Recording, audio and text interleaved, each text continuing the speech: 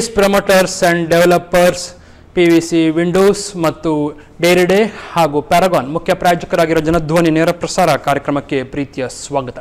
ಟಿಪ್ಪು ಜಯಂತಿಯನ್ನು ಆಚರಿಸಬೇಕಾ ಬೇಡವ ಎನ್ನುವಂಥ ವಿವಾದ ದೊಡ್ಡ ರೀತಿಯಲ್ಲಿ ಕರ್ನಾಟಕದಲ್ಲಿ ಕೇಳಿ ಬರ್ತಾ ಉಂಟು. ಆಚರಿಸಂತೇಳಿ ಕರ್ನಾಟಕ ರಾಜ್ಯ ಸರ್ಕಾರ ಇದನ್ನು ಸರ್ಕಾರದ ಖರ್ಚಿನಲ್ಲಿ ಆಚರಿಸುವುದನ್ನು ವಿರೋಧಿಸಿಕೊಂಡು ದೊಡ್ಡ ಮಟ್ಟದಲ್ಲಿ BJP ತನ್ನ ಪ್ರತಿಭಟನೆಯನ್ನು ಮಾಡಿದೆ. ಸೊ ಪ್ರತಿಭಟನೆ ಆದ ನಂತರ ಒಂದಿಷ್ಟು ಬೆಳವಣಿಗೆಗಳು ಕೂಡ ಆಗಿವೆ, ಪ್ರತಿಭಟನೆ ಒಂದು ಕಡೆ ಆಗ್ತದೆ, ಮತ್ತೊಂದು ಕಡೆಯಲ್ಲಿ ರಾಷ್ಟ್ರಪತಿಗಳು ಟಿಪ್ಪುವನ್ನು ಹೊಗಳಿ ಕೂಡ ಮಾತನಾಡಿದ್ದಾರೆ. ಅವರ ಹೊಗಳಿಕೆಯ ಮಾತುಗಳಲ್ಲಿ ಒಂದಿಷ್ಟು ಅಂಶಗಳನ್ನು ಕ್ಷಿಪಣಿಯ ಜನಕ ಅಥವಾ ರೇಷ್ಮೆಯನ್ನು ನಮಗೆ ನಗರಕ್ಕೆ ಪರಿಚಯಿಸಿದಂತಹ ಯೋಧ, ಹೀಗೆ 10 ಹಲವು ಉದಾಹರಣೆಗಳು ಕೂಡ ಇದೆ. ಅದೇ ಬಹಳ ಮುಖ್ಯವಾಗಿ ಇಲ್ಲಿ ಕಂಡು ಬರ್ತಾ ಇರೋದು ಅಂತ ಹೇಳಿದ್ರೆ, ಟಿಪ್ಪು ಜಯಂತಿ ಅಂದರೆ ಒಂದು ಧರ್ಮದಲ್ಲಿ ಜಯಂತಿ ಆಚರಿಸುವಂಥ ಕ್ರಮ ಇದೆಯಾ?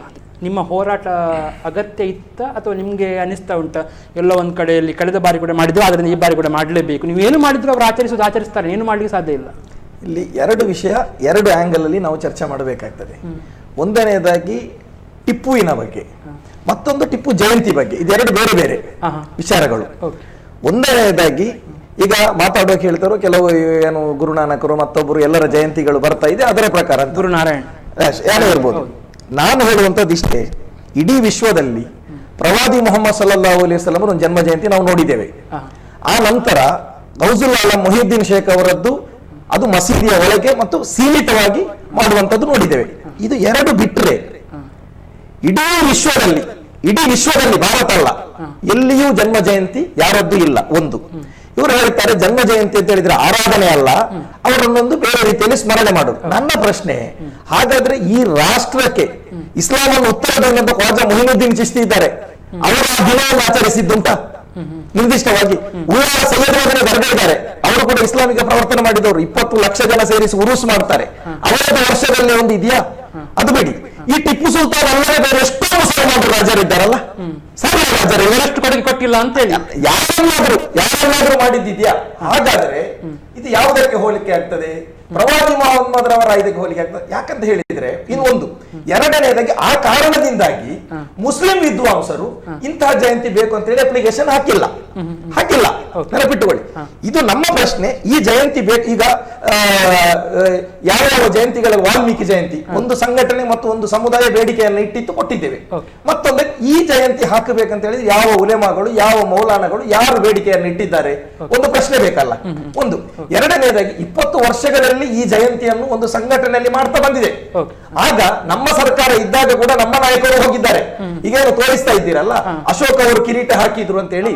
ನಾವು ಈಗಲೂ ಹೇಳೋದು ಇಷ್ಟೇ, ಯಾಕಂತ ಹೇಳಿದ್ರೆ ಸಾರ್ವಜನಿಕವಾಗಿ ಒಂದು ಸಂಘಟನೆ ಮಾಡಿದಾಗ ವ್ಯಕ್ತಿಗತವಾಗಿ ಹೋಗುವುದಕ್ಕೂ ಸರ್ಕಾರದ ಪ್ರತಿನಿಧಿಯಾಗಿ ಹೋಗುವುದಕ್ಕೂ ಇರತಕ್ಕಂಥ ವ್ಯತ್ಯಾಸ.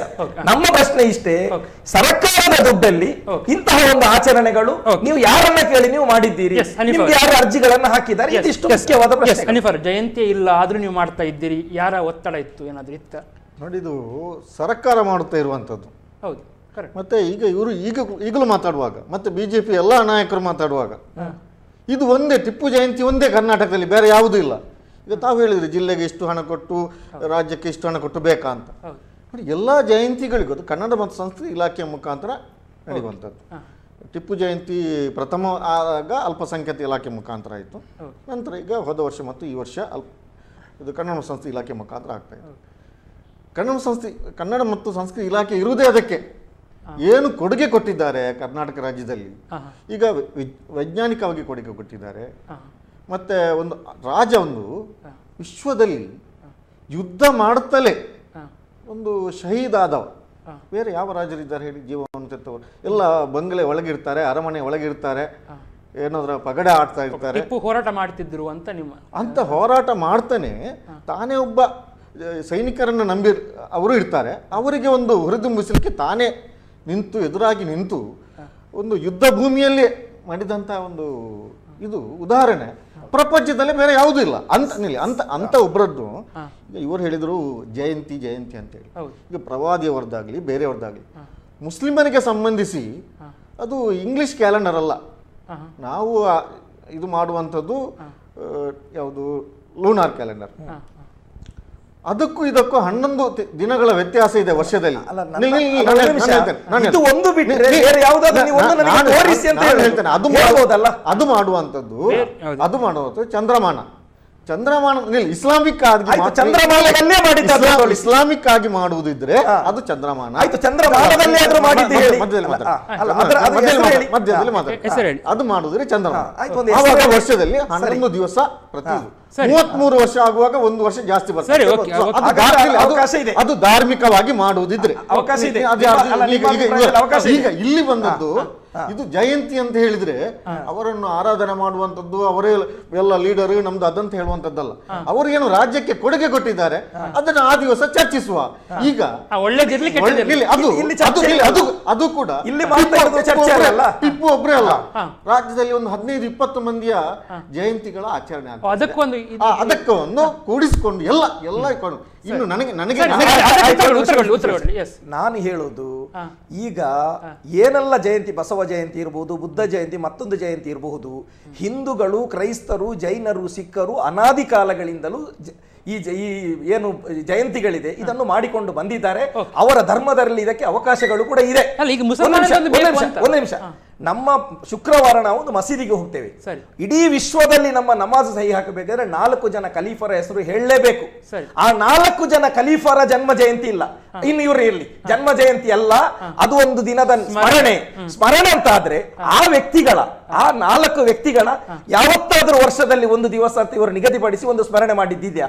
ವಿಷಯ ನಾನು ಎಲ್ಲಿವರೆಗೆ ಅಂತ ಹೇಳಿದ್ರೆ, ಈಗ ಮಾತಾಡುವಾಗ ಏನು ಹೇಳ್ತಾರೆ, ಕೆಲವರು ಹೇಳ್ತಾರೆ ಯಾರು ನಮ್ಮ ಮಾಜಿ ರಾಷ್ಟ್ರಪತಿ ಅಬ್ದುಲ್ ಕಲಾಂ, ನಾನು ಅದಕ್ಕೂ ವಿರೋಧ.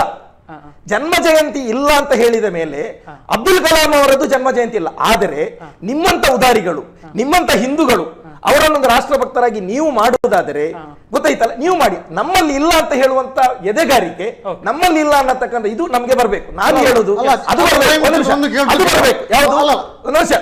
ನಾನು ಹೇಳುದು ಮೊದಲನೇದಾಗಿ ಜಯಂತಿ ಇದೆಯಾ ಇಲ್ವಾ?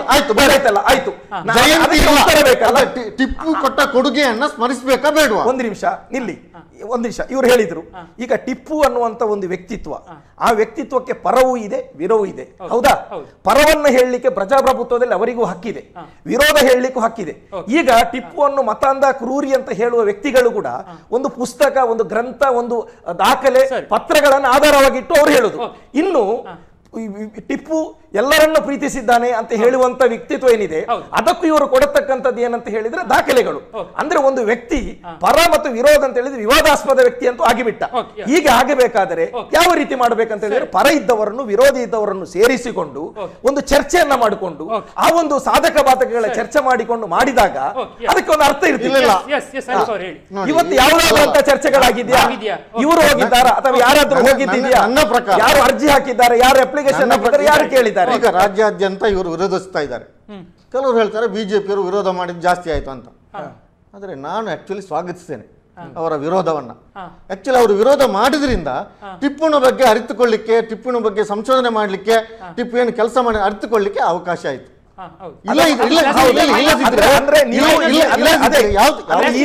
ಈ ರೀತಿ ವಿವಾದವನ್ನು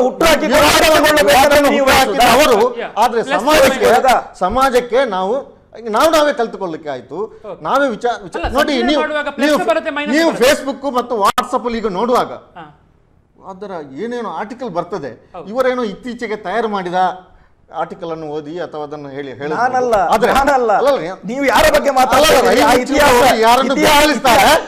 ರೈ ಮುಚ್ಚಿರೋ ಗುರುಗಳು ಅಥವಾ ಅವರ ರಾಜಕೀಯ ನಾಯಕರು ಯಾರು ವಿರೋಧಿಸ್ತಾರೆ ಅವರು ಓಟಿಗಾಗಿ ರಾಜಕೀಯ ಮಾಡುವುದಲ್ಲದೆ, ಈಗ ನೋಡಿ ಸೆಂಟ್ರಲ್ ಗವರ್ಮೆಂಟ್ ಈಗ ಬಿಜೆಪಿ ಇದೆ. ಈಗ ಇಲ್ಲಿ ಬಿಜೆಪಿ ಸರ್ಕಾರ ಇರುವಾಗಲೂ ಕೂಡ ರಾಜ್ಯದಲ್ಲಿ ಅಥವಾ NDA ಸರ್ಕಾರ ಇರುವಾಗ ಮೊದಲು ಈ ಟಿಪ್ಪು ಜಯಂತಿ ಅಥವಾ ಟಿಪ್ಪುನ ಬಗ್ಗೆ ಒಂದು ಒಳ್ಳೆಯ ಅಭಿಪ್ರಾಯವನ್ನು ತರಬೇಕಂತ ಹೇಳಿ NDA ಗವರ್ಮೆಂಟ್ ಹಿಂದೆ ಆಲೋಚನೆ ಮಾಡಿತ್ತು. ಇಲ್ಲಿ ಇವರು ಅದನ್ನು ಸ್ವಲ್ಪ ವಿರೋಧಿಸಿ ಇಲ್ಲಿ ಮಾಡಬೇಡಿ ನಮಗೆ ತೊಂದರೆ ಆಗ್ತದೆ ಅಂತೇಳಿ ಅಡ್ಡ ತಂದದ್ದಲ್ಲದೆ, ರಾಷ್ಟ್ರೀಯ ಬಿಜೆಪಿ ನಾಯಕರಿಗೆ ಅದು ಯಾವ ರೀತಿ ಈ ರೀತಿ ಇವತ್ತು ನಮ್ಮ ಪ್ರಥಮ ಪ್ರಜೆ ಮೊನ್ನೆ ಹೇಳಿದ್ರು. ನಾನು ಒಂದು ಹೇಳ್ತೇನೆ, ಹೇಳ್ತೇನೆ ಅವರಿಗೆ ವಿಷಯ ಗೊತ್ತಿದೆ, ರಾಷ್ಟ್ರೀಯವಾದಿಗಳಿಗೆ ಬಿಜೆಪಿಗಳಾಗಿರ್ಬೋದು. ನಮ್ಮದು ಹೇಗೆ ಅಂತ ಹೇಳಿದ್ರೆ, ನೀವು ಅಪ್ಲಿಕೇಶನ್ ಕೊಟ್ರೆ ಟಿಪ್ಪು ಜಯಂತಿ ಮಾಡುವಂತ ಕೊಟ್ಟರು ಕೂಡ ಸಾರಾಸಗಟವಾಗಿ ತಿರಸ್ಕರಿಸುವ ಪಕ್ಷ ನಮ್ಮದಲ್ಲ. ನಾವು ಮಾಡುವ ಕೆಲಸ ಏನಂತ ಹೇಳಿದ್ರೆ ಅದರ ಬಗ್ಗೆ ಸಾಧಕ ಬಾಧಕಗಳ ಬಗ್ಗೆ ಚರ್ಚೆ ಮಾಡ್ತೇವೆ. ಎರಡು ಜನರನ್ನು ಮಾಡಬೇಕು, ಜನರ ಅಭಿಪ್ರಾಯ, ಬುದ್ಧಿಜೀವಿಗಳ ಎಲ್ಲರದ್ದು ಕೇಳಿಕೊಂಡು ಮಾಡುವಂತ. ಇಲ್ಲಿ ನಮ್ಮ ಪ್ರಶ್ನೆ ಗೊತ್ತಾಯ್ತಲ್ಲ, ನಮ್ಮ ಸಂದರ್ಭದಲ್ಲಿ ಏನೆಲ್ಲ ಬಂದಿದೆ. ಈಗ ಉದಾಹರಣೆಗೆ ಏನೆಲ್ಲ ನೀವು ಮಾತಾಡುವ ಕೂಡ ಕೆಲವರು ಬರುವ ಅದು ಮೊದಲಾಗಿತ್ತಲ್ಲ, ಈಗ ಆಗಿತ್ತು. ಈಗ ಉದಾಹರಣೆ ನೇತ್ರಾವತಿ ವಿಚಾರ ಏನ್ ಹೇಳ್ತೀರಿ, ಸದಾನಂದ ಗೌಡರು ಮಾಡಿದ್ದು. ಸದಾನಂದ ಗೌಡರ ಕಾಲ ಪ್ರಸ್ತಾಪ ಬಂತು. ಪ್ರಸ್ತಾಪ ಬಂದಾಗ ಏನ್ ಮಾಡಿದ್ರು, ಅದನ್ನು ಸಾಧಕ ಬಾಧಕ ಚರ್ಚೆ ಮಾಡ್ಲಿಕ್ಕೆ ಹಣವನ್ನು ಬಿಡುಗಡೆ ಮಾಡಿದ್ದು. ಯೋಜನೆ ತಂದದ್ದು ಸಿದ್ದರಾಮಯ್ಯ ಸರ್ಕಾರ. ನೀವು ಅಪಪ್ರಚಾರ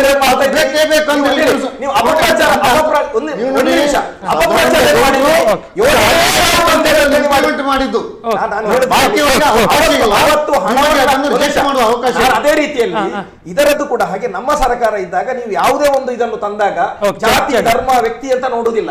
ಆ ಸಾಧಕ ಬಾಧಕ ಅದನ್ನೇ ಇಲ್ಲ ಇದ್ರೆ ಒಂದು ಒಳ್ಳೆಯ ವ್ಯಕ್ತಿ ಅವರ ಕೊಡುಗೆಗಳು ಇಲ್ಲ ಇದ್ರೆ ನೀವು ಒಂದು ದಿನದ ಆಚರಣೆ ಬಿಡಿ. ಈಗ ಪುಸ್ತಕದಲ್ಲಿ ಲೈಫ್ ಲಾಂಗ್ ಇನ್ನು ಪ್ರಪಂಚ ಇರುವವರಿಗೆ ಇರುವಂತದ್ದು, ಅದನ್ನು ಜಗದೀಶ್ ಶೆಟ್ಟರ್ ಹಾಕಿದ್ರು. ಅದೇ ಒಳ್ಳೆ ಗುಣ ನಮ್ಮದು. ಏನಂತ ಹೇಳಿ ಒಳ್ಳೆ ಗುಣ ಇದ್ದ ಒಳ್ಳೆ ಗುಣ ನಾವೊಂದು ಹೇಳ್ತೇವೆ, ಇಡೀ ಜೀವನ ಒಳ್ಳೆ ಗುಣ. ಒಂದು ಸಂಘಟನೆ ಶ್ರೀರಂಗಪಟ್ಟಣದಲ್ಲಿ ಮಾಡ್ತಾ ಇದ್ದಾಗ ಆಗ ಕೂಡ 5 ವರ್ಷ ನಮ್ಮ ಸರ್ಕಾರ ಇತ್ತು, ನಮ್ಮ ಪ್ರತಿನಿಧಿಗಳು ಹೋಗಿದ್ದಾರೆ. ಒಂದು ಸಂಘಟನೆಗಳು ಒಂದು ವ್ಯಕ್ತಿಯ ಮೇಲೆ ಗೌರವ ಸೂಚಿಸಿ ಮಾಡುವುದಾದ್ರೆ ನಮ್ಮ ವಿರೋಧ ಇಲ್ಲ.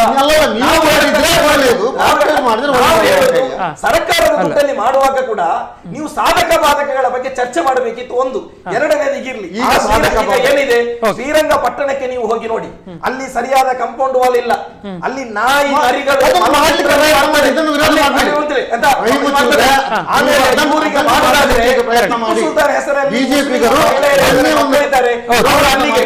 ಟಿಪ್ಪು ಸುಲ್ತಾನ್ ಮರಿಮೊಮ್ಮಗ ಗೊತ್ತಾಯ್ತಲ್ಲ, ಆಟೋ ರಿಕ್ಷಾದಲ್ಲಿ ನಾಡಿದ್ದು ಕೂತ್ಕೊಳ್ಳಿಕ್ಕೆ ತಿನ್ಲಿಕ್ಕೆ ಗತಿಲ್ಲದೆ ಇದ್ದಾರೆ. ಅಂತವರನ್ನು ನೋಡಿ ಸಂರಕ್ಷಣೆ ಅಲ್ಲ, ಇದೆಲ್ಲವನ್ನ ಬಿಟ್ಟು ಇವರು ದುಡ್ಡನ್ನ ಖರ್ಚು ಮಾಡಿ ಮೆರವಣಿಗೆಯನ್ನ ಮಾಡಿ ಸಂಸ್ಕೃತಿ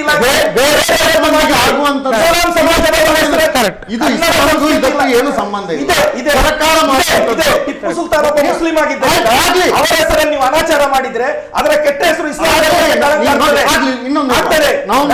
ಜಯಂತಿ ಮಾಡಿ, ನೀವು ನವೆಂಬರ್ 30ಕ್ಕೆ ಮಾಡಿ. ಟಿಪ್ಪುನ ಒಳ್ಳೆಯ ವಿಷಯವನ್ನ ತರಲಿಕ್ಕೆ ಅವಕಾಶ ಮಾಡಿಕೊಡಿ. ಪ್ರತಿರೋಧಕ್ಕಾಗಿ ಅದಕ್ಕೆ ಒಂದು ಚರ್ಚೆಗೋಷ್ಠಿ ಆಗ್ತಾ ಇದೆ. ಅದು ಮಾಡುವಂತ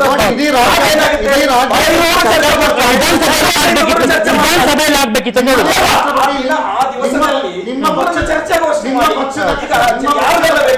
ಈಗ ಯಾರು ಟಿಪ್ಪನ್ನು ವಿರೋಧಿಸ್ತಾರೆ ಅವರು ಕೂಡ ಈ ಕರ್ನಾಟಕ ಕೇಳಬೇಕು. ಪ್ರಜಾಪ್ರಭುತ್ವ ಇಬ್ಬರ ಮಾತನ್ನು ಕೇಳಬೇಕಲ್ಲ, ನಾವು ನಿಮ್ಮದು ಕೇಳುವುದೇ ಇಲ್ಲ, ನಾವು ಮಾಡಿಯೇ ಮಾಡ್ತೇವೆ. ಈಗ ಕೊಡಗಿನಲ್ಲಿ ಮುಸ್ಲಿಂ ಸಮಾಜದ ಧರ್ಮಗುರುಗಳು ಮತ್ತು ಮಸೀದಿ ಅಧ್ಯಕ್ಷರು ಹೊರಭಾಗದಲ್ಲಿ ನಿಂತು ಬ್ಯಾನರ್ ಹಿಡ್ಕೊಂಡು ಈ ಬಾಗಿನ ಟಿಪ್ಪು ಸುಲ್ತಾನಿಗೆ ನಾವು ವಿರೋಧ ಮಾಡ್ತೇವೆ ಅಂತ ಕಳೆದ ಸಲ ಹಾಕಿರುವುದು ಪತ್ರಿಕೆಗಳಲ್ಲಿ ಬಂದದ್ದು ನೀವು ನೋಡಿದ್ದೀರಿ. ಅವರು ಬಿಜೆಪಿ 95% ಜನರು ಈಗಲೂ ಟಿಪ್ಪುವನ್ನ ಅವರ ಜೀವಕ್ಕೆ ಜಾಸ್ತಿ ಟಿಪ್ಪುವಿನ ಕಾರ್ಯಕ್ರಮಗಳನ್ನು ಬೆಂಬಲಿಸ್ತಾರೆ. ನೀವು ನೀವು ಮಾತಾಡುವಾಗ ನನಗೆ ಬೇರೆ ಯಾರದ್ದು ಮಾಡಿದ್ದು ಜಯಂತಿ ಬೇಡ. ಒಂದು ಮಾತ್ರ ಸಂತೋಷ ಇವರು ನಾನು ಹೇಳ್ತೇನೆ, ಇಡೀ ವಿಶ್ವದಲ್ಲಿ ಟಿಪ್ಪುವಿಗಿಂತ ಶ್ರೇಷ್ಠವಾದ ಟಿಪ್ಪುವಿನ ಇನ್ನೊಂದು ವಿಶ್ವಕ್ಕಲ್ಲ ಒಂದು ಸ್ಟೇಟ್ಮೆಂಟ್ ಸಮಾಜ ಹೇಳಬೇಕು. ಇಡೀ ಕರ್ನಾಟಕದಲ್ಲಿ ಇವರಿಗೆ ಟಿಪ್ಪು ಒಂದು ಬಿಟ್ರೆ ಆ ರೀತಿಯ ಶ್ರೇಷ್ಠ ವ್ಯಕ್ತಿ ಬೇರೆ ಯಾವ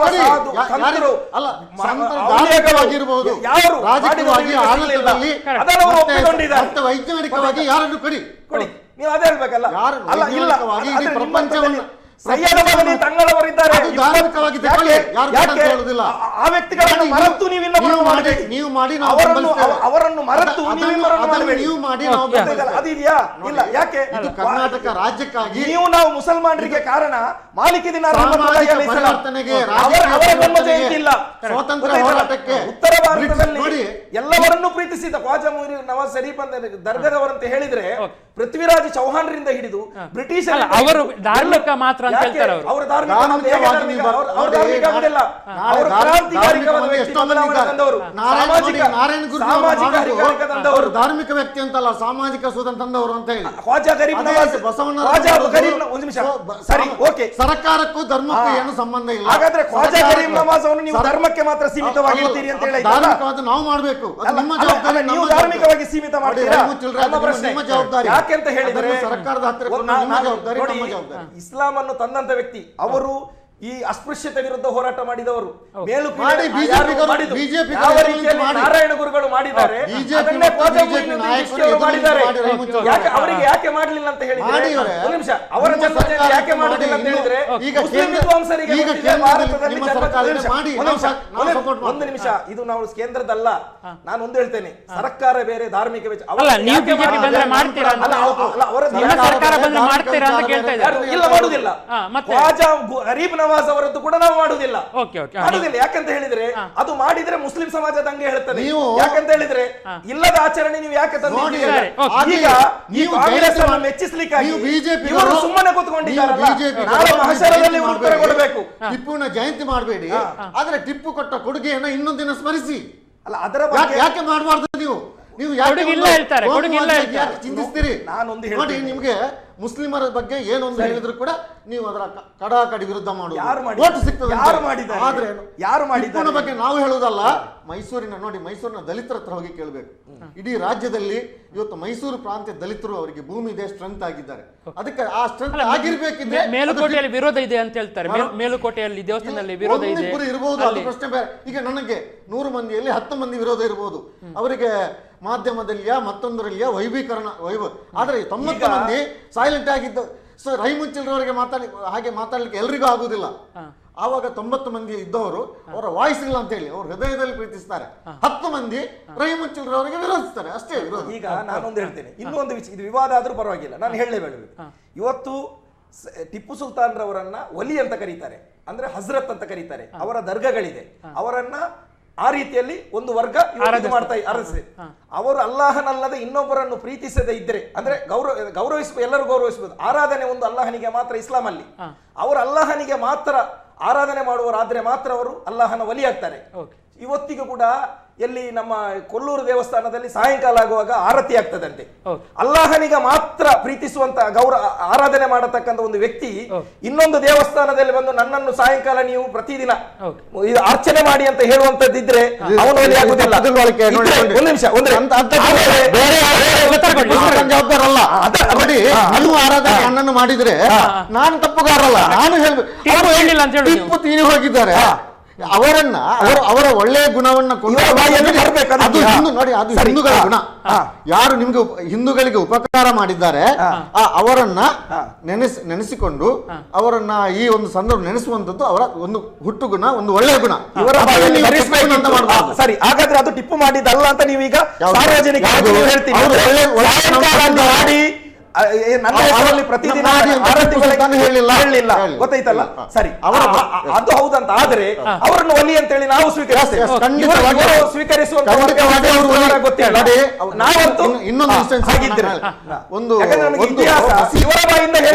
ಒಂದು ಮಸೀದಿಯ ಉದ್ಘಾಟನೆ ಮಾಡುವಾಗ ಅಲ್ಲಿ ಎಲ್ರು ಯಾರು ನಮಾಜ್ಗೆ ನೇತೃತ್ವ ಕೊಡುವಂತ ಆವಾಗ ಬಂದವರಲ್ಲಿ ಯಾರು ಬೆಳಗಿನ ನಮಾಜ್ ಒಂದು ಹೊತ್ತು ಕೂಡ ಬಿಡ್ಲಿಲ್ಲ ಅಂತವ್ರು ಬರ್ಬೇಕಂತ. ಅಲ್ಲಿದ್ದ ಬೇರೆ ಯಾರ ಧರ್ಮಗುರುಗಳಿಗೂ ಆಗ್ಲಿಲ್ಲ. ಜನಸಾಮಾನ್ಯ ಯಾರು ಇಲ್ಲದಾಗ ಇವರು 3ನೇ ಸಾಲಿನಲ್ಲಿದ್ರು, ಇವರು ಎದ್ದುಕೊಂಡು ಹೋಗಿ, ಅಂದ್ರೆ ಹೊತ್ತು ಬಿಡದವರು. ಅಷ್ಟು ಧಾರ್ಮಿಕ ಶ್ರದ್ಧೆ ಇತ್ತು. ಅದರ ಅರ್ಥ ಬೇರೆಯವರನ್ನು ವಿರೋಧಿಸಲಿಲ್ಲ, ಅವರವರ ಧರ್ಮದ ಆಚರಣೆಗಳನ್ನ ಮಾಡಿ ಅದಕ್ಕೆ ಗೌರವ ಕೊಡ್ತಿದ್ರು. ನಿಮ್ಮ ಪ್ರಕಾರ ಕೊಲ್ಲೂರಲ್ಲಿ ಕೂಡ ಸಾಕಷ್ಟು ಕೊಡುಗೆ ಕೊಟ್ಟಿದ್ದಾರೆ, ಅದರಿಂದ ಟಿಪ್ಪನ್ನು ಅವರು ನೆನಪಿಸ್ತಾ ಇದ್ದಾರೆ. ಅವರು ಈಗ ನನ್ನೊಬ್ಬರು ಕ್ಲೈಂಟ್ ಇದ್ದಾರೆ, ನಾನು ಏನೋ ಅವರಿಗೆ ಉಪಕಾರ ನನ್ನ ಅವರ ಪರವಾಗಿ ಬೇರೆಯವರು ಅದಕ್ಕೊಂದು ಉದಾಹರಣೆ ಕೊಡ್ತೇನೆ.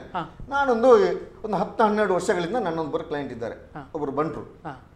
ಅವರಿಗೆ ನನ್ನಿಂದ, ನನ್ನ ವಕಾಲತಿನಿಂದ ಅವರ ಉಪಯೋಗ ಆಗಿದೆ, ನನಗೆ ಗೊತ್ತಿಲ್ಲ. ಈಗ ಅವರ ಮನೆಗೆ ಹೋಗಿ ಬಂದವರು ಹೇಳ್ತಾರೆ, ನಿಮ್ಮ ಫೋಟೋವನ್ನ ಅವರ ಮನೆಯಲ್ಲಿ ದೊಡ್ಡದಾಗಿ ಹಾಕಿದ್ದಾರೆ ಮಾರ, ಕೇಳಿದ್ರೆ ನನ್ನ ತಮ್ಮ ಅಂತ ಹೇಳ್ತಾರೆ ಅಂತ ಹೇಳಿ. ಸೊ ಅದಕ್ಕೆ ಅವರ ವಿಶ್ವಾಸ, ಅದು ಅವರಿಗೆ ಒಳ್ಳೇದಾಗಿ ಅಂತ ಅವರ ಇದು, ನಾನೇನು ಹೇಳಿಲ್ಲ ಅಲ್ವಾ. ಇದು ನನ್ನ ಜೀವಮಾನದಲ್ಲಿ ಆಗುವಂಥದ್ದು.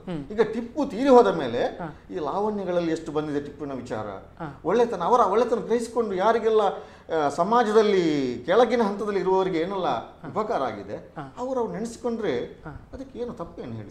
ಈಗ ಇದರಲ್ಲಿ ಒಂದೇ ಉತ್ತರ ಹೇಳೋದು, ಹಾಗಾದ್ರೆ ಈಗ ನಿಲ್ಲಿಸಬಹುದಲ್ಲ ಅಂತ. ಕೊಲ್ಲೂರಲ್ಲಿ ಆ ಸಾಯಂಕಾಲ ದಾರತಿ ನಿಲ್ಲಿಸಬಹುದಲ್ಲ ಹೇಳಿದ್ದಾರೆ ಅವರವರು ನೋಡಿ. ಇನ್ನೊಂದು ಸಂದೇಶ ಇವರಿಂದ ಏನು ಹೋಯ್ತು ಅಂತ ಹೇಳಿದ್ರೆ ಅದು ಟಿಪ್ಪು ಹೇಳಿ ನಡೀತಾ ಇರುವುದಲ್ಲ, ಟಿಪ್ಪುವಿನ ಮೇಲಿನ ಪ್ರೀತಿ ಇವರು ಕರ್ನಾಟಕ ದಾರಿ ಸಾಹಿತ್ಯ ಕೂಟದ ನಿಕಟಪೂರ್ವ ಅಧ್ಯಕ್ಷರಾಗಿದ್ದಾಗ ಇವರು ಕೂಡ ಒಂದು ಸರ್ಕಾರದ ಒಂದು ಭಾಗ. ಆ ಸರ್ಕಾರದ ಭಾಗವಾಗಿ ಇವತ್ತಿಂತ ಹೇಳಿಕೆಗಳನ್ನು ಕೊಟ್ಟಾಗ ಹೇಳಿಕೆ ಆಗುತ್ತೆ. ಟಿಪ್ಪು ಮಾಡಬೇಕು ನನಗೆ ಇವರಿಂದ ಅದು ಬಿಜೆಪಿಯ ಒಂದು ವ್ಯಕ್ತಿ ಹೇಳಿದಂತ ಅಪವಾದ ಬರಬಾರದು. ಅದಕ್ಕಾಗಿ ಜನರು ಪ್ರೀತಿಯಿಂದ ಮಾಡುವಂತದ್ದು, ಅದಕ್ಕೆ ಯಾರು ಆಕ್ಷೇಪ ಮಾಡಬಾರದು. ನಾಳೆ ತಾವು ಮಾಡಿದ್ರು, ತಾವು ಅವರ ಬಗ್ಗೆ ಟಿಪ್ಪುನ ಬಗ್ಗೆ ಏನಾದ್ರು ಪ್ರೀತಿಯಿಂದ ಮಾಡಿದ್ರು, ಅದಕ್ಕೆ ಆಕ್ಷೇಪ ಮಾಡೋದು ಬೇರೆ. ಅದಲ್ಲ, ಅಲ್ಲಿ ಟೆಂಪಲ್ ಯಾಕೆ ನಿಲ್ಲಿಸಬೇಕು ನೀವು ಹೇಳಿದಾಗ ನಿಲ್ಲಿಸಬೇಕು ನಾನು ಹೇಳಲಿಲ್ಲ. ನಾನು ಹೇಳಿದ್ದು ಅದು ಟಿಪ್ಪು ಸುಲ್ತಾನನ ಕಾಲದ, ಅದಕ್ಕೆ ಹೆಸರೇ ಕೂಡ ಇದೆ, ಅದು ಸುಲ್ತಾನ ಇದೇನೋ ಅದಕ್ಕೆ ಇದು ಬರುತ್ತೆ, ಮುಸ್ಲಿಂ ಒಂದು ಹೆಸರು ಬರ್ತದೆ, ಅದು ಆರತಿಗೆ ಟಿಪ್ಪು ಸಲಾಂ ಅಂತ ಹೇಳಿ ಬರ್ತದೆ, ಟಿಪ್ಪು ಸಲಾಂ ಅಂತ ಹೇಳಿ ಇರುವುದು. ಹಾಗೆ ಯಾಕೆ ಅಂತ ನಾನು ಕೇಳಿಕೊಂಡಾಗ ಟಿಪ್ಪು ಹೀಗೆ ಹರಕೆ ಹೊತ್ತಿದ್ದ, ಹೀಗೆ ಮಾಡ್ಬೇಕು, ನನ್ನ ಹೆಸರಲ್ಲಿ ನೀವು ಸ್ಟಾರ್ಟ್ ಮಾಡಿ ಅಂತ ಹೇಳಿದ್ದ. ಅವನು ಒಲಿಯಾಗಿದ್ರೆ ಅವರು ಅಲ್ಲಾಹನಿಗೆ, ಈಗ ನಾನು ಒಂದು ಹೇಳ್ತೇನೆ, ನಾನೊಬ್ಬ ಮುಸಲ್ಮಾನ, ನನ್ನ ನಿಷ್ಠೆ ಯಾರಲ್ಲಿ ಯಾರು ಹೊರಗೆ ಹಾಕಿದ್ರೆ ಅಲ್ಲಾಹನಲ್ಲದೆ ಇನ್ನೊಂದು ಆರಾಧದ ಇವ ನನಗಿಲ್ಲ. ಆದ್ರೆ 300 ಕೋಟಿ ದೇವತೆಗಳನ್ನ ಕೂಡ ನಾನು ಅತ್ಯಂತ ಶ್ರದ್ಧೆಗೆ ನಾನು ಗೌರವಿಸ್ತೇನೆ, ನಾನು ಪ್ರೀತಿಸ್ತೇನೆ. ಈ ಪ್ರೀತಿಸುವ ಅಡ್ಡದಿಗೆ ಬೇಡಿ ಒಂದು ನಿಮಿಷ, ನಾನು ಹಾಗೆ ಪ್ರೀತಿಸುವ ನಾನು ಗೊತ್ತಾಯ್ತ ಇನ್ನೊಂದು ದೇವಸ್ಥಾನದಲ್ಲಿ ಹೋಗಿ ನಾನು ರಹೀಮ್ ಇದು ಮಾಡಿ ಅಂತ ನಾನು ಹೇಳುದಿಲ್ಲ. ಹೇಳಿದ್ರೆ ನನ್ನ ತಕ್ಕುವ ಅದು ಸಂತೋಷ. ನಿಮ್ಮ ಬಗ್ಗೆ ಅವರು ಏನೋ ಪೂಜೆ ಮಾಡ್ತಾರೆ ಅಥವಾ ನಿಮ್ಮ ಬಗ್ಗೆ ಮಾಡಬಾರ್ದು, ಈಗ ನೀವು ಆಕ್ಷೇಪ ಮಾಡ್ತೀರಿ ಅಂತ ಈಗ ನಾವೊಂದು ಇತಿಹಾಸ ಹೇಳುವಾಗ ಒಂದು ಮೆಸೇಜ್ ಇದರಿಂದ ಹೋಗಲಿ ಅನ್ನತಕ್ಕಂಥ ಚರ್ಚೆ ಹೊರತು ಇದರಲ್ಲಿ ಬೇರೆ ಏನು ದುರುದ್ದೇಶ ಅಲ್ಲ. ನನಗೆ ಇವರಿಂದ ಒಂದು ಮೆಸೇಜ್ ಏನು ಹೋಯ್ತು ಅಂತ ಹೇಳಿದ್ರೆ, ಇತಿಹಾಸ ಏನ್ ಹೇಳ್ತದೆ ಅಂತ ಹೇಳಿದ್ರೆ ಟಿಪ್ಪು ಹೇಳಿದ್ದ ಅಂತ ಹೇಳಿ ನಾನು ಕೇಳ್ಕೊಂಡದ್ದು. ಇವರು ಹೇಳ್ತಾರೆ ಟಿಪ್ಪು ಹಾಗೆ ಹೇಳಲಿಲ್ಲ, ಅವರು ಮಾಡಿದ್ದು, ಸಂಬಂಧ ಇಲ್ಲ ಎಂಬ ಸಂದೇಶವನ್ನ ಇವರು ಇಲ್ಲಿ ಚರ್ಚೆ ಅಂತ ಆದಾಗ ನಾನು ಮೊದಲೇ ಹೇಳಿದ್ದೇನೆ ಏನು ಗೊತ್ತಾ, ಈ ಚರ್ಚೆ ಒಂದು ಟಿಪ್ಪು ಇನ್ನೊಂದು ಜಯಂತಿ ಎರಡು ಚರ್ಚೆ ಆಗಲಿ ಅಂತ. ನಾವು ಬೇರೆ ರಾಜಕೀಯ ಮಾತಾಡೋದಕ್ಕಿಂತ ಟಿಪ್ಪುವನ್ನು ಹೇಳೋದಕ್ಕಿಂತ ಹಾಗೆ ಹೇಳೋದಕ್ಕಿಂತ ಇಂಥ ಧ್ವನಿ ಅಡಗಿದೆ. ರಾಷ್ಟ್ರಪತಿಯವರು ಹೇಳಿದ ಮೇಲೆ ರಾಷ್ಟ್ರಪತಿಯವರು ಭಾರತೀಯ ಜನತಾ ಪಾರ್ಟಿಯ ನಾಯಕರಲ್ಲ, ಅವರ ಅಧಿಕೃತ ಆಗಿದ್ರು ಎಲ್ಲ ಸುಪ್ರೀಂ ಸಂವಿಧಾನಿಕ ಹುದ್ದೆ ಭಾರತದ ರಾಷ್ಟ್ರಪತಿಗಳು. ಆಮೇಲೆ ನಿಮ್ಮ ಸರ್ಕಾರ ಬಿಜೆಪಿ ಅಲ್ಲದಿದ್ರೆ ಅವರಿಗೆ ಈಗ ಅಲ್ಲ ಸರ್ಕಾರ ಇರುವ ಖಂಡಿತವಾಗಿ ಆಗಿದ್ದಾರೆ. ನಾವು ಒಂದು ನಿಮಿಷ ಅವರೇ ಬಂದು ಹೇಳಿದ್ದಾರೆ. ಒಂದು ನಿಮಿಷ, ನಮ್ಮ ಈಗಿನ ರಾಜ್ಯಪಾಲರು ವಜುಭಾಯಿ ಅವರು ಯಾರು? ಬಿಜೆಪಿಯ ನಾಯಕರು, ಇಲ್ಲಿಯ ರಾಜ್ಯಪಾಲರು. ಇಲ್ಲಿ ಎರಡು ಸದನಗಳನ್ನು ಮಾಡುವಾಗ ನನ್ನ ಸರ್ಕಾರ ಅಂತ ಅವರು ಹೊಗಳು ಹಾಗಾದ್ರೆ ರಾಷ್ಟ್ರಪತಿಗಳು ರಾಜ್ಯಪಾಲರಿಗೆ ಸರ್ಕಾರ ನೋಡಿ,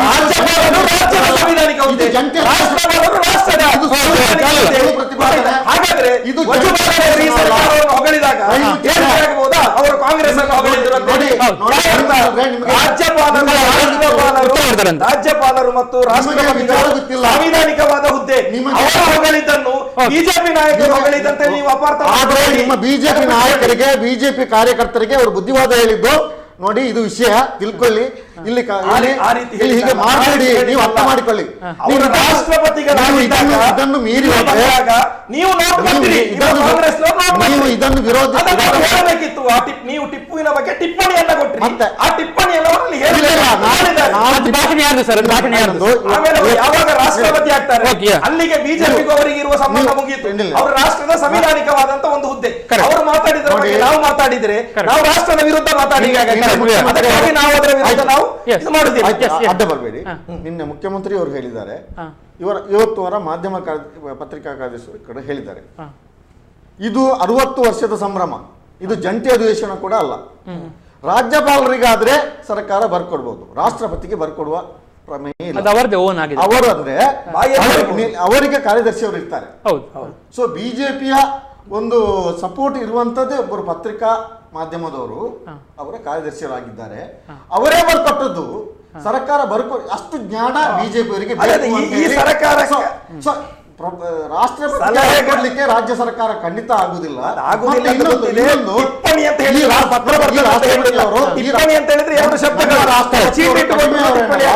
ಅವರು ರಾಜ್ಯಪಾಲರಾಗಿದ್ದವರು, ಸುಪ್ರೀಂ ಕೋರ್ಟ್ ನಲ್ಲಿ ನ್ಯಾಯವಾದಿ ಆಗಿದ್ದವರು, ಅವರಿಗೆ ಪ್ರತಿಯೊಂದು ತಪ್ಪಿ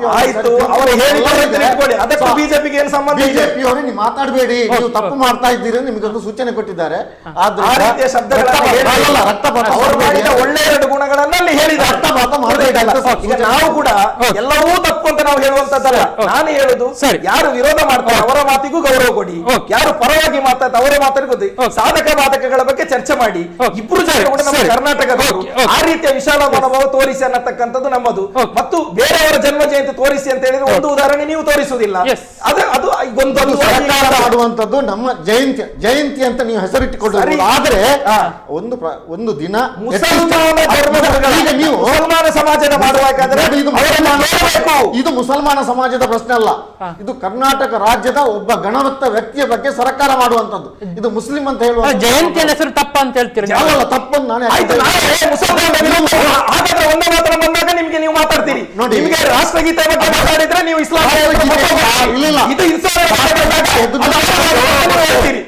ಒಂದೇ ಮಾತರಂನಲ್ಲಿ ಏನು ಇದು ತರ್ತೀರಲ್ಲ. ಟಿಪ್ಪುನ ಬಗ್ಗೆ ನಾವು ಮಾಡುವಂತ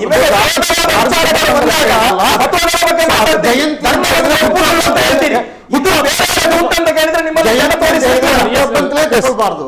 ಯಾರು ಹುಟ್ಟುವ ಕೇಕ್ ಕತ್ತರಿಸುವುದಿಲ್ಲ ಅಲ್ಲಿ. ಟಿಪ್ಪುನ ಇದಿಟ್ಟುಕೊಂಡು ಕೇಕ್ ಕತ್ತರಿಸುವುದಿಲ್ಲ. ಏನು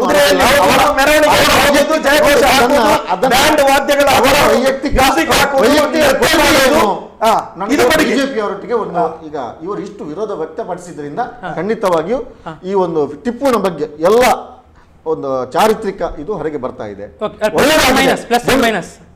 ಅವರು ಮೈನಸ್ ಅಂತ ತಿಳ್ಕೊಂಡು ಮಾಡಿದ್ರು, ಆದ್ರೆ ಜನರಿಗೆ ಮತ್ತು ಸಮಾಜಕ್ಕೆ ಪ್ಲಸ್ ಆಗಿ ಬಂದಿದೆ. ಚರ್ಚೆ ಮಾಡ್ತೀವಿ. ವಿರಾಮದ ಬಳಿಕ ನಿಜಕ್ಕೂ ಟಿಪ್ಪು ಜಯಂತಿ ವಿವಾದಕ್ಕೆ ಕಾರಣವಾಗಿರೋದ್ರಿಂದ ಏನಾದರೂ ಲಾಭ ಇದೆಯಾ ಯಾರಿಗಾದ್ರೂ? ಈ ಬಗ್ಗೆ ಚರ್ಚೆ ಮಾಡ್ತೀವಿ. ಕಾರ್ಯಕ್ರಮದ ಕೊನೆಯ ಭಾಗದಲ್ಲಿ ಒಂದು 10 ನಿಮಿಷಗಳ ಅವಧಿಯಲ್ಲಿ ಒಂದು ಪುಟ್ಟ ವಿರಾಮದ ಬಳಿಕ.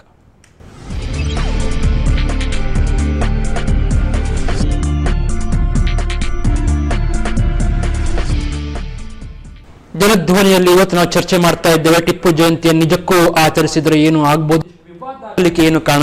ನಿಮ್ಮ ಪ್ರಕಾರ ವಿವಾದ ಆದ ಲಾಭ ಅಂತ ಅನಿಸ್ತಾ ಉಂಟು ನಿಮ್ಗೆ? ಕಾಂಗ್ರೆಸ್ ಆದ್ರೆ ಲಾಭ ಅಂತ ಹೇಳಿ ಅಲ್ಲ, ಅದು ಆಗ್ಬೇಕು ಅಂತ ಹೇಳಿ ಕೂಡ ಮಾಡಿದಲ್ಲ ಸರ್ಕಾರ.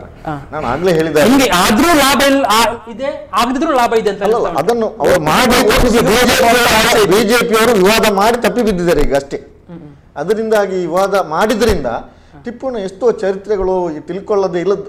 ಮತ್ತೆ ಈಗಿನ ನಮ್ಮ ಯುವಕರಿಗೆ ಟಿಪ್ಪುನ ಬಗ್ಗೆ ಹೆಚ್ಚು ತಿಳ್ಕೊಳ್ಳಿಕ್ಕೆ ಆಯ್ತು. ಸುಳ್ಳು ಅಂತ ಹೇಳ್ತಾರೆ. ಸುಳ್ಳು ಅಂತ ಹೇಳುವಂತದ್ದು ನೋಡಿ, ಬರೆದು ಏನೇನೋ ಬರೆದು ಅದನ್ನು ಹೇಳ್ಬೋದು. ಅಂಥದ್ದನ್ನು ಕೂಡ ಜನ ಈಗ ವೀಕ್ಷಿಸ್ತಾ ಇದ್ದಾರೆ. ಮಾಧ್ಯಮ ಅಷ್ಟು ಪ್ರಬಲವಾಗಿದೆ. ಮತ್ತೆ ಎಲ್ಲದಕ್ಕೂ ಕೂಡ ಅವರು ನಮ್ಮ ಜಗದೀಶ್ ಶೆಟ್ಟರು ಮತ್ತು ಇವರು ನಮ್ಮ ಹಿಂದಿನ ಮುಖ್ಯಮಂತ್ರಿಯವರು ಬಿಜೆಪಿಯ ಮತ್ತು ಅವರನ್ನ ಅಶೋಕರು, ಅವರು ಟಿಪ್ಪು ಜಯಂತಿಯಲ್ಲಿ ಪಾಲ್ಗೊಂಡು ಟಿಪ್ಪುವನ್ನ ಒಳ್ಳೆಯ ವ್ಯಕ್ತಿ ಈ ಕರ್ನಾಟಕದ ಶ್ರೀರಾಮುಲು ಕೂಡ ಮತ್ತೆ ನೀವೇ ಮೊನ್ನೆ ನಮ್ಮ ರಾಷ್ಟ್ರಪತಿಯವರು ಇಷ್ಟು ಹೇಳಿದ ಮೇಲೆ ಇಡೀ ನೋಡಿ ಪ್ರಪಂಚವೇ ಟಿಪ್ಪುವಿನ ಬಗ್ಗೆ ಕೊಂಡಾಡ್ತಾ ಇದೆ. ಕರ್ನಾಟಕದ ಬಿಜೆಪಿಗರು ಮಾತ್ರ ಅದನ್ನು ವಿರೋಧ ಮಾಡ್ತಾ ಇದ್ದಾರೆ. ಅದು ಕೂಡ ಕೆಲವರಿಗಾಗಿ ಯಾಕೆ ಅಂತ ಒಂದು ನಿಮಿಷ ಬರ್ತೇನೆ, ಅವರದ್ದು ಮುಗಿದೆ, ಯಾಕಂದ್ರೆ ನಾನು ತಡೆಯುವುದು ಬೇಡ ಅಂತ ಅದಕ್ಕೆ ಹೇಳಿದ್ದು. ಈಗ ನೋಡಿ, ಇವರು ಹೇಳ್ತಾರೆ ಟಿಪ್ಪುವಿನ ವಿರುದ್ಧವಾಗಿ ಏನೆಲ್ಲ ಬರೆದಿದೆ ಆ ಇತಿಹಾಸ ಎಲ್ಲ ಸುಳ್ಳು ಅಂತ ಹೇಳುದು. ಆ ರೀತಿ ಸಾರಾಸಗಟವಾಗಿ ಹೇಳುವಂಥದ್ದು ಜನ ನೋಡ್ತಾರೆ. ಯಾವುದು? ಈಗ ನಾನು ಅಂತ ಹೇಳ್ತೇನೆ, ಮಂಗಳೂರಿನಲ್ಲಿ ಕ್ರೈಸ್ತರ ನರಮೇಧ ನಡೆದಿಲ್ವಾ ಅಂತ ಕೇಳಿದ್ರೆ ನಡೆದಿದೆ. ಅದು ಇತಿಹಾಸದಲ್ಲಿ ಬರದಂತಹ ಸತ್ಯ. ಅಂದ್ರೆ ನಾನು ಯಾವ ರೀತಿ ವಿಶ್ಲೇಷಣೆ ಮಾಡ್ತೇನೆ ಅಂತ ಹೇಳಿದ್ರೆ ನನ್ನ ಮುಗಿದ ನಂತರ ಅಲ್ಲ, ಅದಕ್ಕೆ ನೀವು ಉತ್ತರ ಕೊಡ್ಬೇಕಾಗ್ತದೆ. ನಾನು ಆಗ ಮಾತಾಡುದಿಲ್ಲ, ಈಗ ಸುಳ್ಳು ಅಂತ ಹೇಳಿದ್ರೆ ಕಡಿಲಿಲ್ಲ, ಕೊಲ್ಲಿಲ್ಲ ಅನ್ನುವಂಥದ್ದಾಗುತ್ತೆ. ಕೊಂದದ್ದು ಹೌದು, ಆದ್ರೆ ಯಾಕೆ ಅಂತ ಹೇಳಿ ಬಂದಾಗ ಬ್ರಿಟಿಷರಿಗೆ ಅವರು ನೆರವಾಗಿದ್ರು ಅನ್ನುವ ಕಾರಣದಲ್ಲಿ ಅವರು ಕೊಂದಿದ್ದ ಅನ್ನುವಂಥದ್ದು ರಾಜಧರ್ಮ ಅನ್ನುವ ನೆಲೆಯಲ್ಲಿ ಉತ್ತರವನ್ನು ಕೊಡ್ಬೋದು. ಇದು ವಿಮರ್ಶೆ ಮಾಡುವುದಾದರೆ ಕೊಲ್ಲೇ ಇಲ್ಲ ಅಂತ ಹೇಳಿದ್ರೆ ಸರಿಯಲ್ಲ. ಕೊಡಗಿನಲ್ಲಿ ಕೊಡವರು ಯಾಕೆ ಮಾಡಿದ್ದಾರೆ, ಇವರು ಕೊಡುವಂತ ಡೆಫಿನೇಷನ್ ಹೀಗೆ ಕೊಡ್ಬೋದಿತ್ತು. ಕೊಡವರಿಗೆ ಬ್ರಿಟಿಷರಿಗೆ ಸಪೋರ್ಟ್ ಆಗಿದ್ರು, ಆ ಕಾರಣಕ್ಕಾಗಿ ಮಾಡಿದ್ರು ಅಂತ ಹೇಳಿದ್ರು ಕೂಡ ನ್ಯಾಯೀಕರಿಸಬಹುದಿತ್ತು. ಆದ್ರೆ ಕೊಡಗಿನಲ್ಲಿ ಹಾಗೆ ಆಗಲೇ ಇಲ್ಲ. ನೆತ್ತರೆಕೆರೆಯಲ್ಲಿ ಒಂದು ಇನ್ಸಿಡೆಂಟ್ ಆಯ್ತು, ಆ ಇನ್ಸಿಡೆಂಟ್ ಇಂಥ ಕಾರಣಕ್ಕಾಗಿದೆ ಅಂತ ಅವ್ರು ಹೇಳಿದ್ರು ಕೂಡ ನ್ಯಾಯೀಕರಿಸಬಹುದು. ನೆತ್ತರೆಕೆರೆಯಲ್ಲಿ ಹಾಗೆ ಆಗಲೇ ಇಲ್ಲ, ಆಗಲೇ ಇಲ್ಲ, ಇದು ಸರಿಯಲ್ಲ. ಒಂದು ಎರಡನೇದಾಗಿ ಈ ವಿರೋಧಿಸುವವರು ಯಾರು, ಈ ವಿರೋಧಿಸುವವರು ಯಾಕೆ ವಿರೋಧಿಸಿದರು ಅನ್ನುವುದಕ್ಕಿಂತ ಹೆಚ್ಚಾಗಿ ಯಾರು ಅನ್ನೋಂಥದ್ದು ನೋಡುವ. ಇಲ್ಲಿಯ ಪೂರ್ವಜ ಕ್ರೈಸ್ತರಿಗೆ ನೋವು ಮಾಡಿದ್ದಕ್ಕಾಗಿ ನಮ್ಗೆ ನೋವಾಗಿದೆ ಅಂತ ವಿರೋಧಿಸುವಂತ ಕ್ರೈಸ್ತರು, ಅಲ್ಲಿ ಹಿಂದೂಗಳಿಗೆ ಹಿಂದೆ ನೋವಾಗಿದೆ ಅಂತ ಗೊತ್ತಾಗಿ ಮಾಡುವಂತ ಹಿಂದೂಗಳು, ಗೊತ್ತಾಯ್ತಲ್ಲ. ಈ ರೀತಿ ಇರಬೇಕಾದ್ರೆ ಇನ್ನು ಒಂದು ಹೇಳ್ತೇನೆ, ಅವರು ನವಾಬರ ವಿರುದ್ಧ ಮಾಡಿದ್ರು. ನವಾಬರು ಯಾರು, ಮುಸಲ್ಮಾನರು. ರಾಜಧರ್ಮ ಅಂತ ಹೇಳಿ ಬಂದಾಗ ಅಲ್ಲಿ ಮುಸಲ್ಮಾನರು ಅಂತ ಕೂಡ ಅವರು ನೋಡ್ಲಿಲ್ಲ, ನಾನು ಹೇಳುದಲ್ಲ. ಆದ್ರೆ ಈ ಚರ್ಚೆ ಮಾಡುವ ಹೊತ್ತಲ್ಲಿ ಇವರು ಏನ್ ಹೇಳ್ತಾರೆ ಗೊತ್ತಾ, ಈ ಇತಿಹಾಸಗಳೆಲ್ಲವೂ ಸುಳ್ಳು, ಇಂಥ ಇತಿಹಾಸ ನಡೆಯಲೇ ಇಲ್ಲ ಅಂತ ಹೇಳಿಕೊಂಡು ನಾನು ಹೇಳುದು ಹೀಗೆ ಇರಬೇಕಾದ್ರೆ ಒಂದು ತೀರ್ಮಾನಕ್ಕೆ ಅಂತ ನಾವು ಬರುವ. ಟಿಪ್ಪು ಸುಲ್ತಾನ್ ಒಂದು ವಿವಾದಾಸ್ಪದ ವ್ಯಕ್ತಿ ಆದ ಅನ್ನುವಂಥದ್ದು ಸರಿಯಲ್ಲ. ವಿವಾದಾಸ್ಪದ ವ್ಯಕ್ತಿ ಆದಾಗ ನಾವು ಎಲ್ಲರ ವಿರೋಧಗಳನ್ನು ಕಟ್ಟಿಕೊಂಡು ಜನತೆಗೆ ಆಗಲಿಲ್ಲ, ನನಗೇನು ಮಾಡ್ಲಿಲ್ಲ, ನನಗೆಲ್ಲ ಯಾರಿಗೆ ವಿವಾದ ಅಂತ ಹೇಳಿದ್ರೆ ಯಾವ ಪೂರ್ವಜರ ಕ್ರೈಸ್ತರಿಗೆ ನೋವಾಗಿದೆ ಅಂತ ಹೇಳಿ ಧ್ವನಿ ಎತ್ತಿಸ್ತಾರೆ ಅವರಿಗೆ, ಯಾವ ಕೊಡವರಿಗೆ ಹೇಳಿದಾಗ ಅವ್ರು ತಪ್ಪು ತಿಳ್ಕೊಂಡು ನೀವು ಸರಿ ಮಾಡ್ಲಿಕ್ಕೆ ನೀವು ಆಗುದಿಲ್ಲ. ನೀವು ಹೇಳುದೇನು, ಚರಿತ್ರೆಯೇ ನಡೆಯಲಿಲ್ಲ, ಆಗಲೇ ಇಲ್ಲ, ಅಂತ ಘಟನೆಯೇ ಆಗಲಿಲ್ಲ ಅಂತ ಹೇಳಿದಾಗ ಒಂದು ವ್ಯಕ್ತಿಯನ್ನ ವೈಭವೀಕರಿಸಲಿಕ್ಕೆ ಹೋದಾಗ ನಾವು ಹೇಳ್ತಾ ಇರೋದು ಸುಳ್ಳು ಅಂತ ಹೇಳಿ 4 ಜನ ನೋಡಿ ನೆಗಾಡಬಾರದು. ಅದೇ ಹೊತ್ತಲ್ಲಿ ಏನ್ ಮಾಡ್ಬೇಕು ಅಂತ, ಯಾವ ಪತ್ರ ನೀವು ಬರ್ದದ್ದಪ್ಪ, ಆ ಪತ್ರದ ಇಸವಿ ಏನಿದೆ, ಆ ಪತ್ರಿಕೆಯಲ್ಲಿ ಯಾವ ಸಹಿ ಇದೆ, ಆ ಪತ್ರದಲ್ಲಿ ಅವರು ಏನು ಬರೆದಿದ್ದಾರೆ, ಇದು ಅವತ್ತಿನ ಇದು ಹೌದಾ, ಯಾಕಂತ ಹೇಳಿದ್ರೆ ಇವತ್ತು ಯಾವುದು ಸತ್ಯ ಯಾವುದು ಸುಳ್ಳು ಅಂತ ಬೇಕಾದಂತ ಎಲ್ಲಾ ರೀತಿಯ ವ್ಯವಸ್ಥೆಗಳು ಪುರಾತತ್ವ ಇಲಾಖೆಯಲ್ಲಿದೆ. ಅದನ್ನ ನೋಡಿಕೊಂಡು ಸಾಧಕ ಬಾಧಕ ಚರ್ಚೆ ಮಾಡಿಕೊಂಡು ಏನ್ ಮಾಡುವ, ಒಂದು ನಿಮಿಷ ಮಾಡಿಕೊಂಡು ಒಂದು ಕಂಪ್ಲೀಟ್ ಮಾಡುವ. ಏನಂತ ಹೇಳಿದ್ರೆ ಈ ರೀತಿ ಆಗಿರುವುದರಿಂದ ಇದು ಬೇಡ, ಅದರ ಬದಲಾಗಿ ಆ ಟಿಪ್ಪುವಿನ ಹೆಸರಲ್ಲಿ ಹೆಣ್ಮಕ್ಕಳಿಗೆ ಧನ ಸಹಾಯ ಕೊಡ್ಲಿ, ಅಥವಾ ಟಿಪ್ಪು ಮಜಾರನ್ನು ಸರಿ ಮಾಡಲಿ, ಅಥವಾ ಯಾವ್ದಾದ್ರು ಅವರು ಉರುಸು ಮಾಡುವಾಗ ಬೇಕಾದ್ರೆ ಧನ ಸಹಾಯ ಮಾಡ್ಲಿ. ಆದ್ರೆ ಸರ್ಕಾರ ಈ ಕೊಡವರ ದುಡ್ಡಲ್ಲಿ, ಈ ಕ್ರೈಸ್ತರ ದುಡ್ಡಲ್ಲಿ ಮಾಡುವಂತದ್ದು ನೋವು ಮಾಡಿದ್ರೆ ಉಳಿದ ಮುಸಲ್ಮಾನರಿಗೆ ಬೇಸರ, ಅದರ ಹೆಸರಲ್ಲಿ ಮಾರಣ ಹೋಮ ಉತ್ತರ ಆಗುವುದು ಸರಿಯಲ್ಲ. ಕೊಡಿ. ನೀವು ಕ್ಯಾರಿ ಮಾಡಿ ಸಬ್ಜೆಕ್ಟ್, ನಿಮ್ಗೆ ನೀವು ಪೂರ್ವಾಗ್ರಹ ಪೀಡಿತರಾಗಿದ್ರಿ ಬಿಜೆಪಿ ಒಟ್ಟಿಗೆ, ಅದಕ್ಕಾಗಿ ನಿಮ್ಗೆ ಅದನ್ನ ಹೇಗೆ ಹ್ಯಾಂಡಲ್ ಮಾಡಬೇಕಂತ ಗೊತ್ತಿರ್ಲಿಲ್ಲ ಅಂತ ಅನಿಸ್ತಾ ಉಂಟಾ? ನೋಡಿ, ಯಾವುದೇ ಪೂರ್ವಾಗ್ರಹ ಪೀಡಿತ ಇಲ್ಲ. ಇಷ್ಟು ಜಯಂತಿಗಳನ್ನು ಸರ್ಕಾರ ಆಚರಣೆ ಮಾಡ್ತಾ ಇರುವುದು, ಅದನ್ನೇ ನಾನು ಪುನಃ ಹೇಳ್ತಾ ಇರುವುದು. ಇದು ಸರ್ಕಾರ ಮಾಡ್ತಾ ಇರುವ 20-25 ಜಯಂತಿಗಳಲ್ಲಿ ಇದು ಒಂದು. ಅವರಲ್ಲಿ ವಿವಾದ ಇಲ್ಲ, ವಿವಾದ ನೀವು ಮಾಡಿದ ಬಿಜೆಪಿಗರು ವಿವಾದ ನೀವು ತೋರಿಸಿದ್ರೆ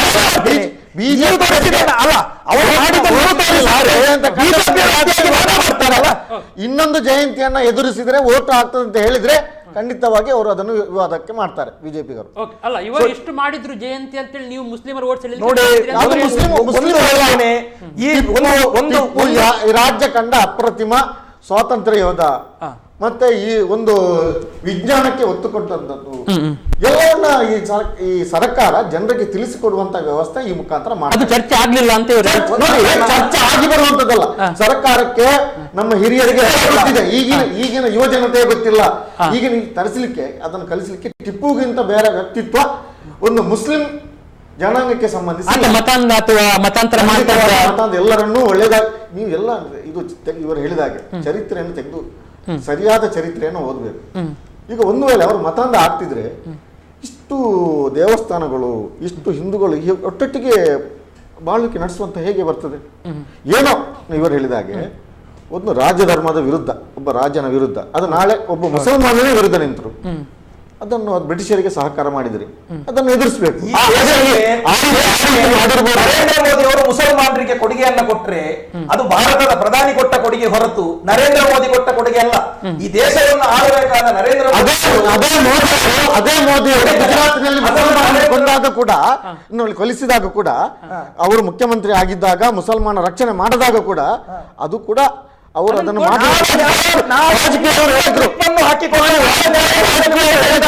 ನೀವು ರಾಜಧರ್ಮ ಪಾಲಿಸಿ ಮುಸಲ್ಮಾನ ನಮ್ಮ ಟಿವಿಯ ಕ್ಲಿಪ್ ಅನ್ನು ಹಾಕಿಕೊಂಡು ಯಾಕಂತ ಹೇಳಿದ್ರೆ ಸಿಟ್ಟು ಸುಪ್ರೀಂ ಕೋರ್ಟ್ ಹೈಕೋರ್ಟ್ ಕೊಟ್ಟ ತೀರ್ಪಿನ ನಂತರ ಹನೀಫ್ ಅವರು ಈ ಟಿವಿಯಲ್ಲಿ ಕೂತ್ಕೊಂಡು ನೋಡಿ ಒಂದು ಪ್ರಧಾನಿಯವರ ಬಗ್ಗೆ ಮಾತಾಡೋಣ ಅಂತ ಹೇಳಿ ಇದನ್ನೇ ಹೇಳ್ತಾರೆ ಅಂತ ಹೇಳುವಂತ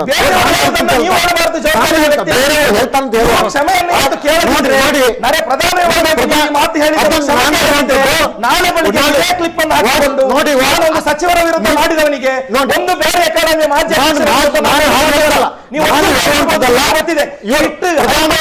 ಮುಖ್ಯಮಂತ್ರಿ ಎಲ್ಲ ರಾಜಕೀಯ ವ್ಯಕ್ತಿಗಳು ಹೇಳಿದ್ರು ಅವರಿಂದಾಗಿ ಆಯ್ತು ಅಂತ ಹೇಳಿ. ಈಗ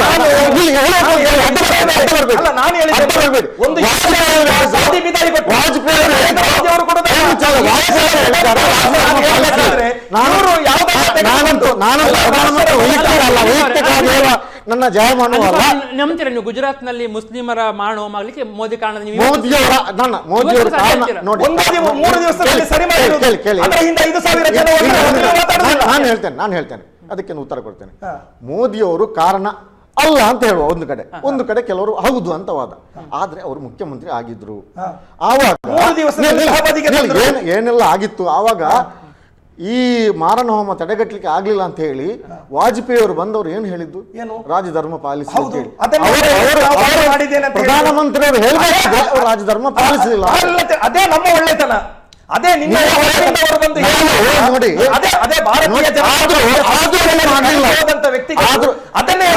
ಮುಸಲ್ಮಾನರಿಗೆ ಒಳ್ಳೇದು ಆಗಿದೆ ಕೆಟ್ಟದ್ದು ಆಗಿದೆ. 92 ಹೋಗಿದೆ. ಶ್ರೀಕೃಷ್ಣ ಆಯೋಗ ಹೇಳಿದೆ ಯಾರಲ್ಲ ಅದು ಇವರಿಗೆ ಬೇಡ, ಗೊತ್ತಾಯ್ತಲ್ಲ.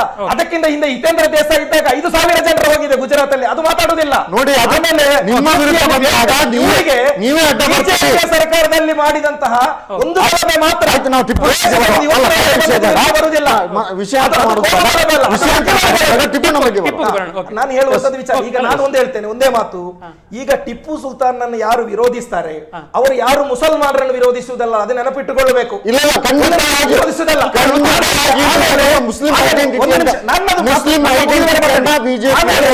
ಇವರು ಏನು ಟಿಪ್ಪುವನ್ನು ಹೊಗಳ್ತಾರೆ, ಬೆಂಬಲಿಸ್ತಾರೆ, ಅವರು ಮುಸಲ್ಮಾನರು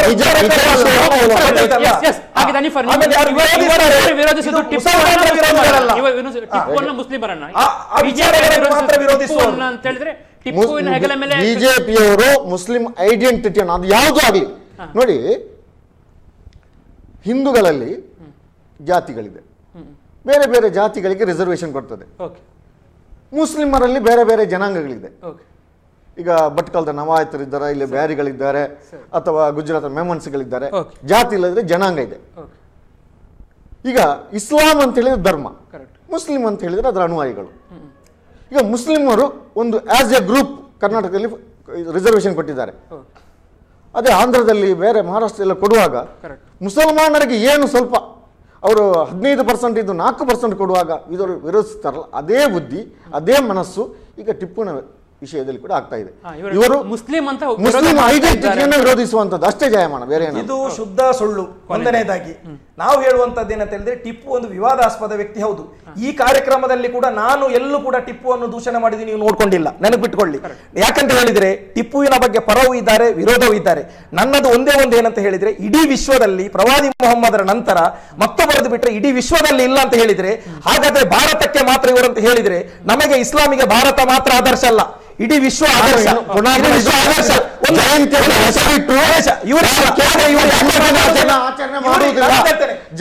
ಹೆಸರಿಟ್ಟರೆ ಜನ್ಮದಿನಾಚರಣೆ ಆಚರಣೆ ಮಾಡ್ತಾ ಇಲ್ಲ. ಅದು ಸರ್ಕಾರ ಮುಗಿದಿದೆ ಅವಕಾಶ. ನನ್ನದಾದ್ಮೇಲೆ ಇವರ ಹೃದಯದಲ್ಲಿ ಏನಿದೆ ಅಂತ ಹೇಳಿದ್ರೆ, ರಹಿಮುಚಿಲ್ ಹೇಳಿದ್ದು ಸತ್ಯ ಅಂತ ಇದೆ. ಆದ್ರೆ ಇವರು ಯಾಕೆ ಹೇಳುವುದಿಲ್ಲ ಅಂತ ಹೇಳಿದ್ರೆ, ಈ ಓಟಿಗೋಸ್ಕರ, ಈ ಕಾಂಗ್ರೆಸ್ನವರಿಗೋಸ್ಕರ, ಇವರನ್ನು ಮೆಚ್ಚಿಸ್ಲಿಕ್ಕೋಸ್ಕರ. ಆದ್ರೆ ನಾಳೆ ಮಹಶರದಲ್ಲಿ ಅಲ್ಲಾಹನ ಮುಂದೆ ನಾನು ಹೇಳ್ತಾ ಇದ್ದೇನೆ, ನಾನು ನಮ್ಮ ಟಿವಿಯಲ್ಲಿ ಬಂದು ಅಲ್ಲಾಹನ ಮತ್ತು ಇನ್ನೊಂದು ಇಲ್ಲ ಅಂತ ನಾನು ಹೇಳಿದ್ದೇನೆ, ಗೊತ್ತಾಯ್ತಲ್ಲ. ಮುಸ್ಲಿಂ ಸಮಾಜ ಇಸ್ಲಾಮಿನ ಇವರು ಶರಿಯತ್ ಬಗ್ಗೆ ಮಾತಾಡ್ತಾರೆ, ಇವರು ಹಾಡು ಹೇಳಿದ್ರೆ ಇವರು ಶರಿಯತ್ ಮಾತಾಡ್ತಾರೆ, ಇವರು ಇವತ್ತು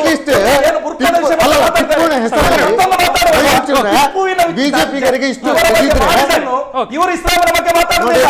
ಈಗ ಶರಿಯತ್ ಬೇಡ ಇವರಿಗೆ, ಇವರಿಗೆ ಧರ್ಮಗುರುಗಳು ಜನ್ಮದಿನಾಚರಣೆ ಓಟು ಆಚರಣೆ ಬೇಡ, ಮಾಡ್ತಾ ಹೇಳಿ, ಇರುವಂತದ್ದಲ್ಲ. ನೀವು ಖಂಡಿತವಾಗಿಯೂ ಕೇಳಿ.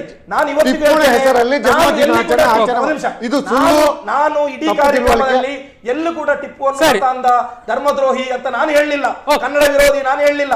ನಾನು ಹೇಳಿರುವುದು ಟಿಪ್ಪು ಸುಲ್ತಾನ್ ಆದ್ರೆ ನಿಮ್ಮ ನಾಯಕರು ಹೇಳ್ತಾ ಇದ್ದಾರಲ್ಲ.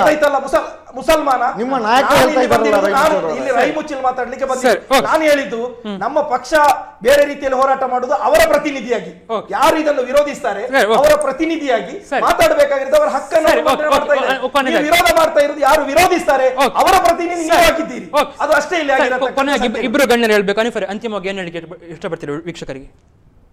ನೋಡಿ, ಈ ಒಂದು ಚರ್ಚೆಗಳು ನಡೀತಾ ಇರುವಂತದ್ದು ಕೆಲವರಿಗೆ ಸರಿಯಲ್ಲ ಅಂತ ಕಂಡು ನಾನು ಈಗಲೂ ಹೇಳ್ತೇನೆ, ಚರ್ಚೆ ಆಗೋದ್ರಿಂದ ಟಿಪ್ಪುವಿನ ಬಗ್ಗೆ ತಿಳ್ಕೊಳ್ಳಿಕ್ಕೆ ಆಯ್ತು. ಓಕೆ.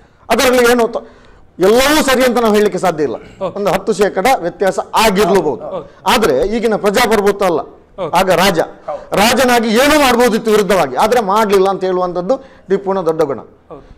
ಮತ್ತೆ ಕೇರಳದಲ್ಲಿ ಹೋಗಿ ಅವರಿಗೆ ಬ್ಲೌಸ್ ಹಾಕ್ಲಿಕ್ಕೆ ಹೆಂಗಸರಿಗೆ, ದಲಿತರಿಗೆ ಸಂಬಂಧಿಸಿ, ಬಿಲ್ಲವರಿಗೆ ಸಂಬಂಧಿಸಿ ಇರುವಾಗ ಅದನ್ನು ದೇಹವನ್ನು ಕವರ್ ಮಾಡಿ ಅಂತ ಹೇಳುವಂಥದ್ದನ್ನು ಆಜ್ಞೆ ಕೊಟ್ಟು, ರಾಜಾಜ್ಞೆಯ ಮುಖಾಂತರ ಮಹಿಳೆಯರಿಗೆ ಘನತೆಯನ್ನು ಕೊಟ್ಟಂತ ಒಂದು ರಾಜ. ಮತ್ತೆ ಸಮಾನತೆಯನ್ನು ಪ್ರತಿಪಾದಿಸಿ ಎಲ್ರಿಗೂ. ಮತ್ತೆ ಟಿಪ್ಪುವಿನ ಇಡೀ ಜೀವನದಲ್ಲಿ ಯುದ್ಧವೇ, ಬೇರೆ ಆಲೋಚನೆ ಮಾಡಲಿಕ್ಕೆ ಸಾಧ್ಯ ಆಗಲಿಲ್ಲ ಈ ಟಿಪ್ಪುರೊಟ್ಟಿಗೆ, ಇಲ್ಲಿಯ ಲೋಕಲ್ ಜನರೊಟ್ಟಿಗೆ. ನಾನು ಇಷ್ಟೇ ಹೇಳೋದು, ನಮ್ಮ ಮುಸ್ಲಿಂ ಬಾಂಧವರಿಗೆ ಪ್ರತ್ಯೇಕವಾಗಿ ಮನವಿ ಮಾಡ್ತೇನೆ, ನವೆಂಬರ್ 10ಕ್ಕೆ ತಾವು ಯಾರು ಟಿಪ್ಪು ಜಯಂತಿಯನ್ನು ನೀವು ಆಚರಿಸಬೇಡಿ, ಇಸ್ಲಾಮಿನಲ್ಲಿ ಇಲ್ಲ ಅಂತ ಹೇಳಿ. ಬಿಜೆಪಿ ಅವರು ಹೇಳಿದ್ದಾರಂತ ಹೇಳಿ ನೀವು ಅದಕ್ಕೆಲ್ಲ, ಅಥವಾ ರಹೀಮುಚ್ಚಿಲ್ ಹೇಳಿದ್ದಾನಂತ ಹೇಳಿ ಅಲ್ಲ. ನಮ್ಮ ಇಸ್ಲಾಮಿನಲ್ಲಿ ಈ ಪ್ರವಾದಿ ಮತ್ತು ಗೌಸುಲ್ ಆಲಂ ಅವರನ್ನು ಬಿಟ್ಟರೆ ಬೇರೆ ಯಾರನ್ನ ಆಗಿದ್ದು ಗೊತ್ತಿಲ್ಲದೆ ಇರುವುದರಿಂದ ನೀವು ಧರ್ಮಗುರುಗಳಲ್ಲಿ ಕೇಳಿ ಆಮೇಲೆ ಅದನ್ನ ನೀವು ಮಾಡಿ. ಒಂದು ವೇಳೆ ಟಿಪ್ಪು ಸುಲ್ತಾನ್ನ ಮೇಲೆ ಪ್ರೀತಿ ಇದ್ರೆ ಅವರ ಮೇಲೆ ಒಂದು ಯಾಸೀನ್ ಓದಿ ಅವರು ಹದಿಯ ಮಾಡಲಿ, ಅಥವಾ ಅವರ ಮೇಲೆ ಏನಾದರೂ ಧರ್ಮ ಕಾರ್ಯಗಳನ್ನು ಮಾಡಲಿ, ಹೊರತು ಮೆರವಣಿಗೆಗಳು, ಮ್ಯೂಸಿಕ್ಗಳು, ಸಂಗೀತಗಳು, ನೃತ್ಯಗಳು, ಒಂದು ನಿಮಿಷ ನಿಮ್ಮ ಮನವಲ್ಲ, ಇದು ಮಾಡಬಾರ್ದು ಅಂತ ಒಂದು. ಎರಡನೇದಾಗಿ ದಯವಿಟ್ಟು ಅವತ್ತು ಎರಡು ಜನ ಕೂಡ, ನಾನು ಹಿಂದೂಗಳು ಮುಸಲ್ಮಾನರು ಯಾರು ಕೂಡ ತಾವೆಲ್ಲರೂ ಸಂಯಮವನ್ನ ತಾವು ಕಾಪಾಡಬೇಕು.